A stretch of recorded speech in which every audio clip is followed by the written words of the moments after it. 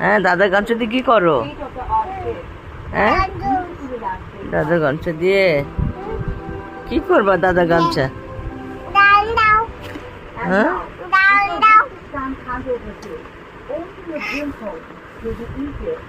দাদার দাদার গামছা নিয়ে মারামারি করো না? হ্যাঁ, ও